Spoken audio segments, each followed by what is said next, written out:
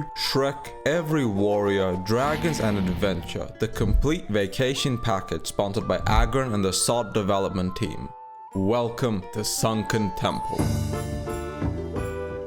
One of the least iconic and most forgotten dungeons in World of Warcraft, and also one of the most hated. I mean, who doesn't want to delve into Hakkar the Blood God sex dungeon, deal with its winding corridors, its multiple floors, your party members constantly getting lost, and you spending 2 hours to complete this god-awful experience. Getting a group together for this place was a nightmare after the leveling experience was done, and it was a place you ran a handful of times for quests and then promptly never touched again. Even its epic weapon was quite honestly dog shit. As far as this dungeon design went, it's a basement within a basement located in a swamp located in Azeroth's armpit. When Cataclysm revamped the world, they literally made it so you skipped to literally the last part of the dungeon and only had to do, in quotation marks, the not so bad part of it. They literally scrapped over half the dungeon. Even the revamped version of this place wasn't good. And it's precisely because of that Shrek's vacation home is being brought to our attention in Season of Discovery. As much as I wanted Scarlet Monastery and Sally Whitemane's thighs to take a heavier place in my life and around my head, it looks like we're going to Dagobah?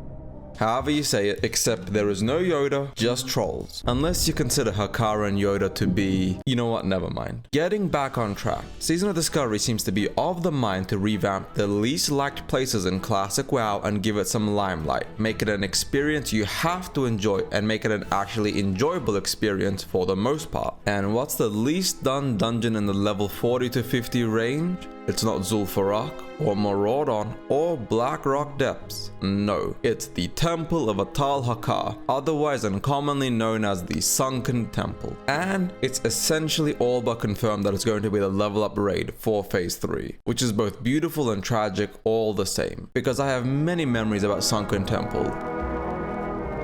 Like running Sunken Temple during TBC back in the day, wasting 6 hours in there, my group falling apart and never actually finishing it. Now, was that the game's fault? No. It's because most of us had no idea what we were doing back then. It's beautiful because we get to actually make use of a dungeon that's a do once and forget location and actually breathe life into it. It's terrible because it's honestly a terrible place to be. The design, winding pathways, honestly unfun experience, and just atrocious loot make it a miserable place to be in. But most of that terrible design can and will be removed from the game to make Sunken Temple a not so miserable experience and actually a fun level up raid to run. Well, they need to make it fun because ST is an unfun place. All the changes they do have to make it a better experience for the player base. Now, before we actually dive into how and where they will change Sunken Temple, many of you will be asking for proof, since in my last video many of you were calling me out, some of you taking my theory crafting so personally that I think some of you may have popped blood vessels. Nonetheless, data mining has revealed that Sunken Temple meets all the metrics and designs that Black Fathom Deeps and Nomerigan received. Sunken Temple now has a 3-day lockout, which essentially has 100% confirmed that Sunken Temple is the next level up raid, and its lock ID is quite literally 23, whereas BFD was 21 and Noma was 22. So those two little pieces of information have all but confirmed Sunken Temple. Could the developers be trolling us and ST stand for suck these nuts? Yes. Will they? No. The level up raid for Phase 3 is Sunken Temple. So with all that information out of the way, and a quick thank you to the data miners who make it so we don't get any surprises, let's dive right into Sunken Temple and how it will change to become a phenomenal raid. So first things first, Sunken Temple is located in the Swamp of Sorrows, a place of forgettable the only saving grace is Sunken Temple, which isn't much of a saving grace. The Horde has Stoneard to fly in from, and the Alliance have to make their way through Deadwind Pass from Duskwood to get there. But just like how the Horde had a teleporter for Nomerigan, we can probably expect the Alliance to get a somewhat faster way to get to Sunken Temple. They might not, which would mean that there will be a lot of bitching on the forums, so they probably will. Now, Sunken Temple has 6.5 bosses. Atal'alarion, the Atal'ai minibosses being the 0.5, Jamalan the Prophet, Weaver and Dreamscythe, Hazaz and Morphaz, and then finally the shade of Eranikus. But that's only 5.5 because the 6th boss is none other than the Blood God Hakkar.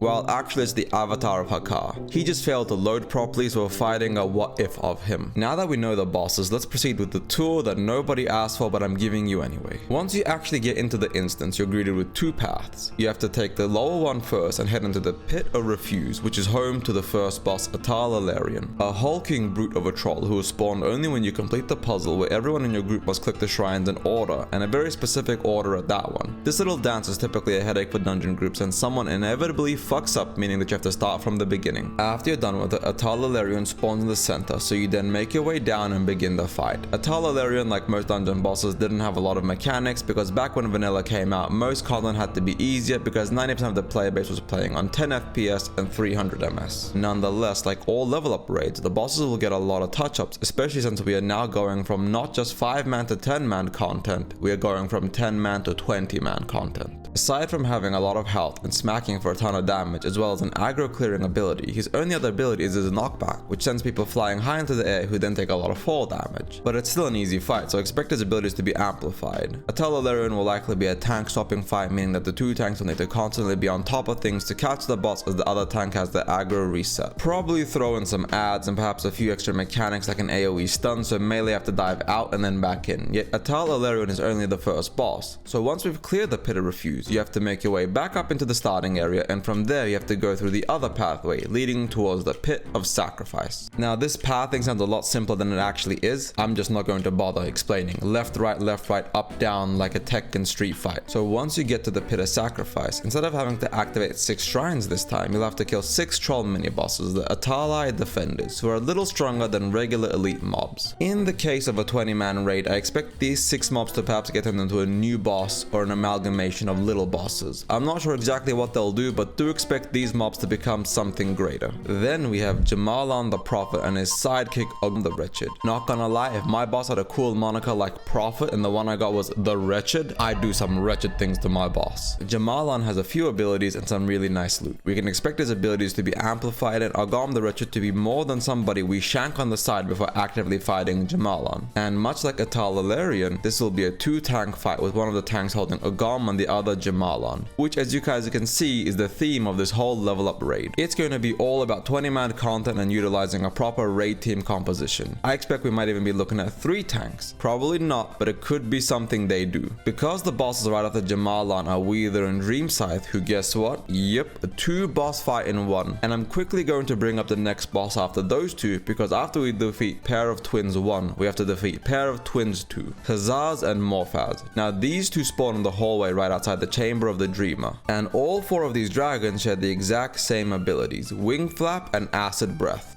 The tanks just tank them against the wall and it's a tank and spank. They will get a lot more abilities and utility in the level up raid because they'd be too easy otherwise. Though when you consider that the first 4 bosses of the previous 2 level up raids were also really easy and only the last boss of the last 2 level up raids had any difficulty, perhaps not outlandish to think that they'll remain easy. Now we go on to the original end boss of Sunken Temple, the Shade of Eranikus. Now the Shade has a lot of abilities, and when they scale it up for a raid format, add personal responsibility into the mix, this fight will be the absolute bane of many guilds and pugs. Eranikus has a War Stomp, an AoE stun, Deep Slumber which puts the highest aggro target to sleep, Thrash which hits the tank really hard, and Acid Breath which everyone needs to avoid. To summarize, imagine if Calorus and Akumai mighty morphed into a new boss called Eranikus. Now we head to the final and optional extra boss of Sunken Temple, the Desiccated Corpse of Hakkar. He's in his own wing, the Sanctum of the Fallen God, but before you can summon him, you have to have an item to summon him, which is a questline. And the item to summon him is not just a questline, it's a really long questline. So I'm not sure if they're going to keep the questline that makes him summonable or if he's just going to be in the instance from the get-go. Thanks to Wowhead, you can read the entire questline right here, but I am curious what they'll do for this in particular. The boss itself doesn't really have any real abilities except for Cause Insanity, which is just a CC and ignore situation. He does have a wind-up roleplay similar to Grubbers, where you have to kill ads, pick up the Hakkari blood and then extinguish all the blazes. So the avatar of Hakkar will get a complete rework into something genuinely fearsome and formidable. I'm not going to try to predict what that'll be, just expect that you're going to get a lot of cancer. Moving on to loot, Sunken Temple actually has some really good loot. It's not phenomenal in the grand scheme of things, but it's good loot, and I'm excited to see how they take all of that good loot and make it drastically better. Noma had an insane 100+ items added to it, but with the raid size increasing to 20 man, they will likely have to double it to 200 or so items that can drop. Since more players players means more mouths to feed, so you know the drill. The final point to cover is quests, and Sunken Temple has a lot of them. The Alliance has 2 exclusive quests, and the Horde has 3, with there being 5 neutral quests that both factions can pick up. On top of that, every class's level 50 class quest is inside Sunken Temple, so expect maybe a buff to your class items at Sunken Temple being redone and remastered. Or maybe not at all, we'll find out soon enough. Now that we've covered everything though, I can say that Sunken Temple, for all its downs, and there's a lot of them, is actually prime real estate to create a massive and exciting raid experience. There are very few locations as despised and unfun as Sunken Temple, so I'm excited for this massive change and for phase 3. And in terms of PvP, which I haven't forgotten about, it does look like we'll simply get more things added to the Stranglethorn Vale PvP event. Perhaps more Hakkar related things and maybe a few things to tie into Arathi Basin. I can't say for sure that they won't add a whole new PvP event zone, but if they do, it looks like it'll have to be Hinterlands to tie all the troll stuff together. So expect an expanded upon STV event with perhaps more loot and more things to spend your gold and your STV blood tokens on. If you enjoyed the video, subscribe and like to support more extensive copium by yours truly. Thank you all for watching. Ebenhard out.